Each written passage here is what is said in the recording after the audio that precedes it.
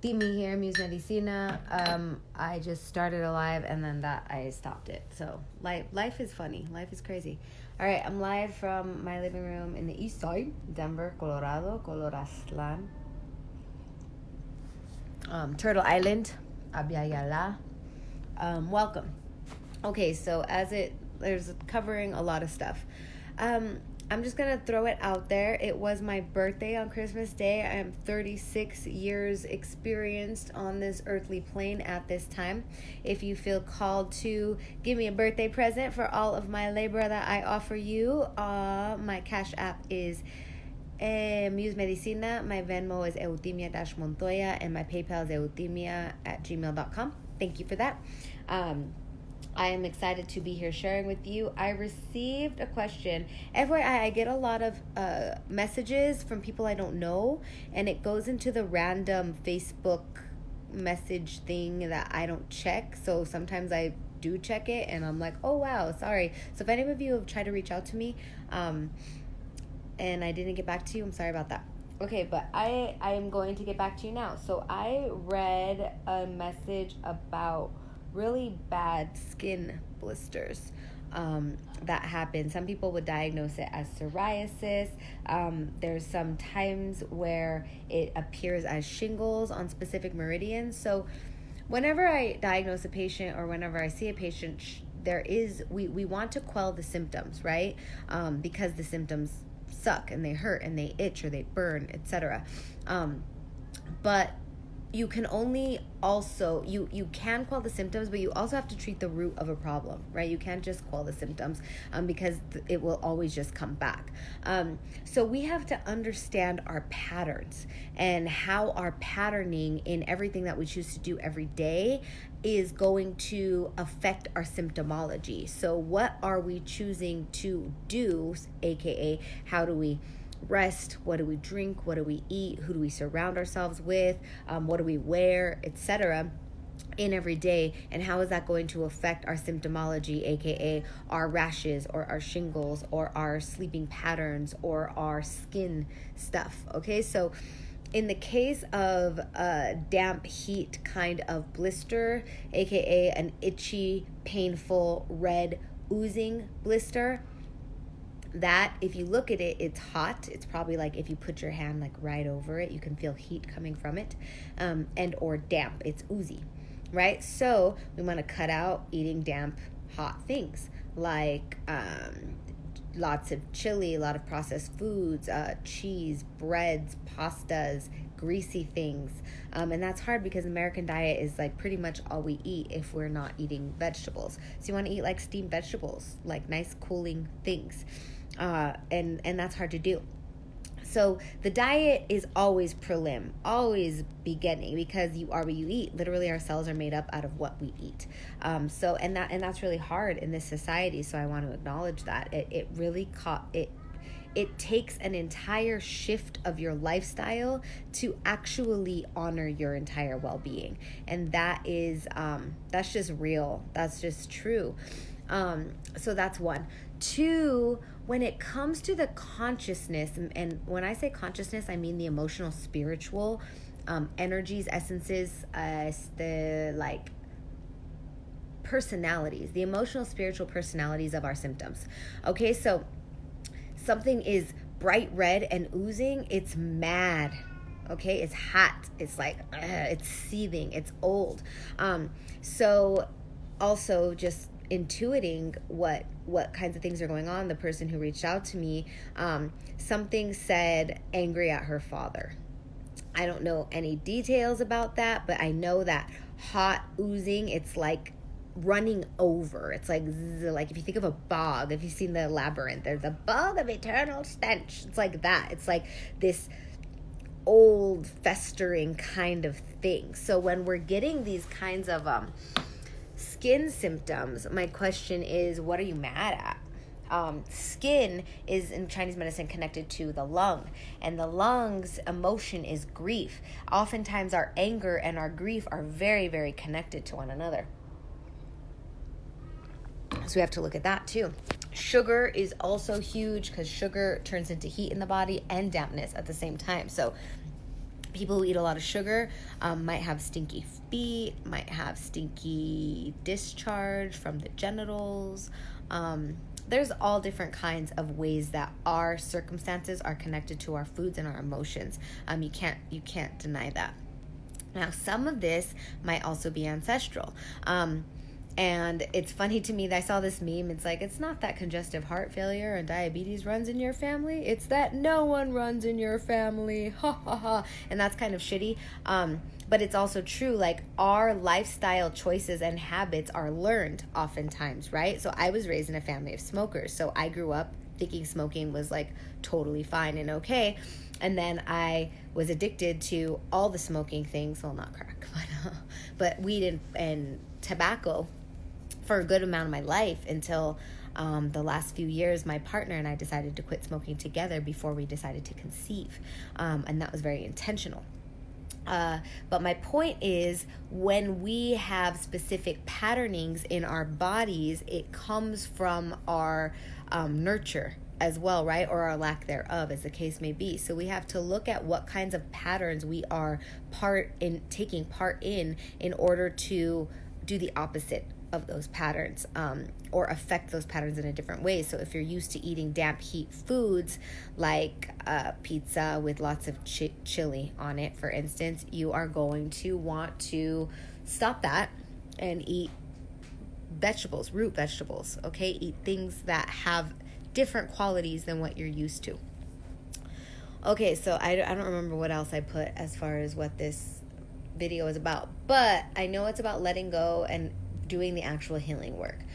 So I'm gonna get personal because that's how I roll. I just had like a huge emotional release from some old shit. And if you know about anything astrological, we're in eclipse season right now, and eclipses are all about bringing your deepest, darkest stuff to the surface, right?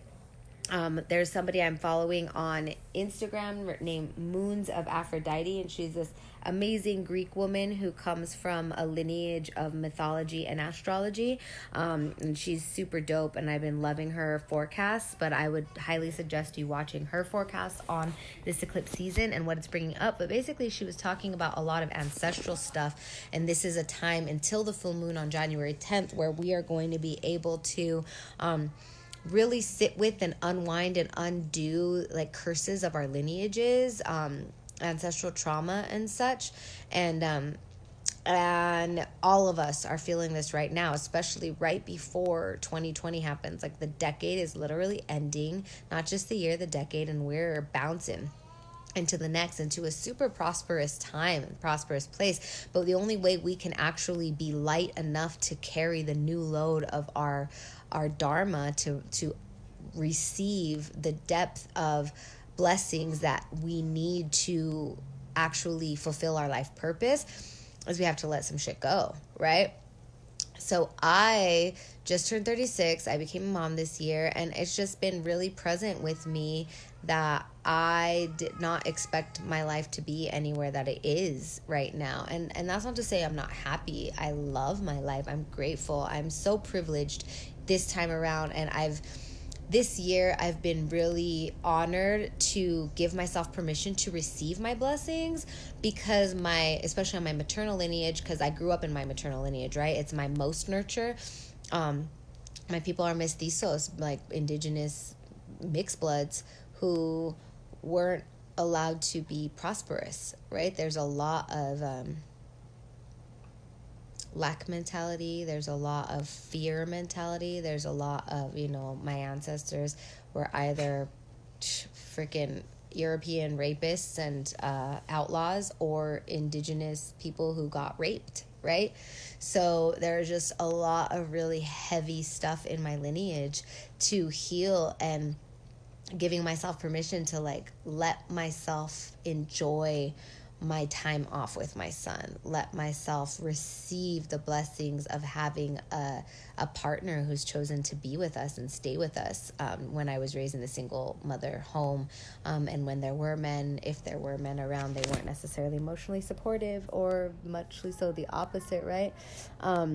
Give myself permission to rest rest, because, you know, my grandparents had to work their asses off. My grandma cleaned rich ladies' houses and worked in the laundry for, you know, $20 a week, right? So we have to really see, like, where our traumas are coming from. I was also raised with all of this ideation of, like, Ginger Rogers and Fred Astaire and Your White Wedding and all of these very Eurocentric, very capitalistic, very European, white, cis, hetero America ideas of what success looks like. And even though I don't consciously believe in those things in the same way, my upbringing made my unconscious Utimia, my unconscious self, want certain things, right? And those aren't serving me anymore.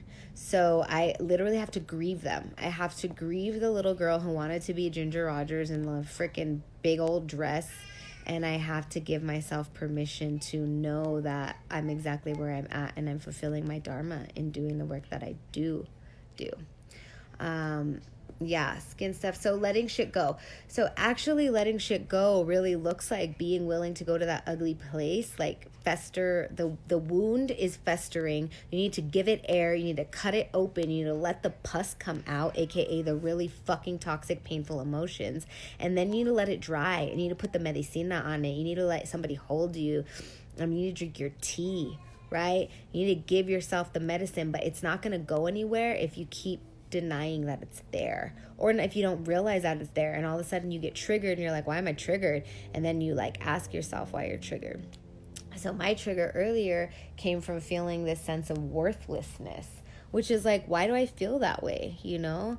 And it's this like upbringing of Eurocentric belief systems, Eurocentric ideology of what makes you valuable, right? So in this society, makes us valuable is making money and being famous and being young, right? So in my like aging, I don't make any money, I stay home with the baby place, I feel very powerless. And I have to face that in order to honor where I'm at and receive the blessings of my personal life purpose, which has nothing to do with the cis hetero white supremacist patriarchy, right? Or everything, because that's where I live, right? We're all in the imaginations of these freaking cabron 1%. But así es. What are you gonna do about it?